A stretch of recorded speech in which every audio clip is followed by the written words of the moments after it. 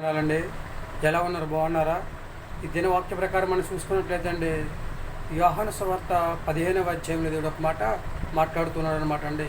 నాకు వేరుగా ఉండి మీరేమీ చెయ్యలేరని చెప్పేసి దేవుడు తన పరిస్థితుల లేఖ ద్వారా చదివిస్తున్నాడు అనమాట అండి. మనం దేవునికి వ్యతిరేకంగా జీవించి మనం చేయగలిగింది ఏమీ కూడా లేదని చెప్పేసి దేవుడు చెప్తూ ఉన్నాడు. కనుక యోహాను సువార్త 3వ అధ్యాయంలో ఎవరైతే దేవుని విశ్వాసం ఇస్తారో, దేవుని మాట వింటారో వాళ్ళు నశింపగా నిత్య జీవాన్ని పొందుకుంటారని చెప్పేసి దేవుడు తన పరిశుద్ధ లేఖనం ద్వారా చదివిస్తాడనమాట అండి. అదేవిధంగా మనం చూసుకున్నట్లయితే అండి, చక్కగా హెబ్రీయులకు రాసిన పత్రిక చివరి అధ్యాయంలో మనం చూసుకున్నట్లయితే నరమాత్రుడు నీకేమి సహాయం చేయగలడు, దేవుడే సహాయం చేస్తాడని చెప్పేసి చక్కగా ధైర్యంతో చెప్పగలిగే స్థితిని మనము కలిగి ఉండాలని చెప్పేసి దేవుడు చెప్తూ ఉన్నాడు అనమాట అండి. దేవుడు నాకు సహాయం చేస్తాడని చెప్పేసి ధైర్యంగా చెప్పగలిగే యోగ్యతను మనము సంపాదించుకోవాలన్నమాట అండి.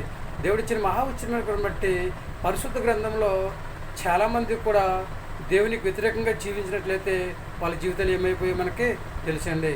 దేవునికి అంగీకారంగా జీవించినప్పుడు దేవుడు వాళ్ళని ఆశీర్వదించి ఒక ఉన్నతమైన స్థితిలో ఉంచి మంచి ఆరోగ్యం దయచేసి భూమి మీద హాయిగా జీవించేలాగా చేసినట్లుగా మనము చూస్తూ ఉన్నాం అన్నమాట అండి. చక్కగా దేవుని యందు మనం విశ్వాసం ఉంచాలి, ఆయనకి అంగీకారంగా జీవించాలి. అప్పుడే దేవుడు మనల్ని దీవిస్తూ ఉంటాడు, ఆశీర్వదిస్తూ ఉంటాడు. ఆయన కృప చూపి చక్కగా మనల్ని భూమి మీద హాయిగా జీవించేటట్లు చేస్తూ ఉంటాడు అనమాట అండి.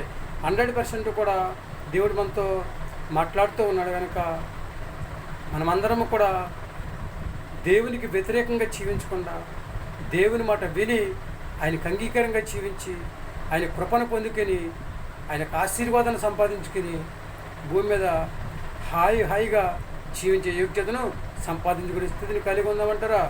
అయితే తలల వంచండి, చిన్న ప్రార్థన చేద్దాం. మహాపరిశుద్ధుడైన పరలోకపు తండ్రి, నీకు వందనాలు నాయన. ఇదిగో నువ్వు ఇచ్చిన ఉచితమైన కృపను బట్టి తండ్రి, చక్కగా తండ్రి నీకు వేరుగా ఉండి ప్రభా ఏమీ చేయలేరు అన్నావు తండ్రి, నీకు వందనాలు తండ్రి. నీ చిత్త ప్రకారం తండ్రి ప్రభా బిడ్డలందరూ తండ్రి మేమందరం ప్రభా నీకు వేరుగా ఉండి తండ్రి మేము సాధించగలిగేది ఏమీ లేదు ప్రభా.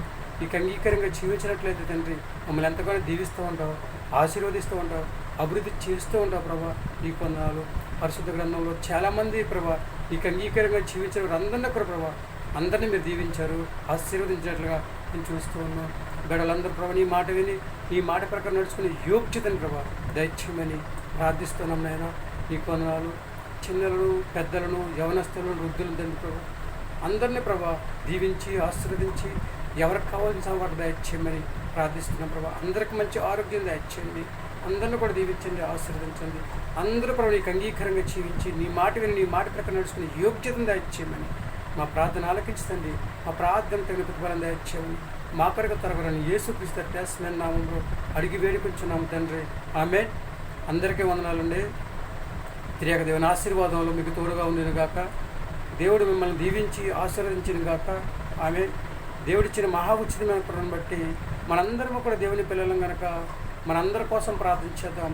అందరూ బాగుండాలి, అందులో మీరు నేను మనందరము ఉండాలని చెప్పేసి ఎవరు కూడా దేవునికి వ్యతిరేకంగా జీవించకుండా అందరూ కూడా దేవునికి అంగీకారంగా జీవించి ఆయన రాజ్య వారసుగా జీవించే యోగ్యతను సంపాదించుకొని, లేదా ఆయన నిత్య రాజ్యంలో నిత్యము జీవించే యోగ్యతను సంపాదించుకొని హాయిగా ఉండాలని చెప్పేసి మనందరం కూడా మన కోసం మనం ప్రార్థన చేసుకొని అందరి కోసం ప్రార్థన చేసి చక్కగా అందరితో కలిసి మెలిసి హాయిగా జీవించే యోగ్యతను సంపాదించుకునే స్థితిని కలిగి ఉందామా? ఏమంటారండి? మీ ఆలోచన మీదేనండి. వింటారా దేవుని మాట? జీవిస్తారా అంగీకారంగా? పొందుకుంటారా దేవుని యొక్క ఆశీర్వాదం? చక్కగా దేవుని మాట విని ఆయన మాట ప్రకారం నడుచుకునే యోగ్యత దేవుడు మనందరికీ దయచేయను గాక. ఆమేన్. అలాగే దేవుడు మనందరిని కూడా దీవించి ఆశీర్వదించాను గాక. ఆమేన్. ఏమంటారండి?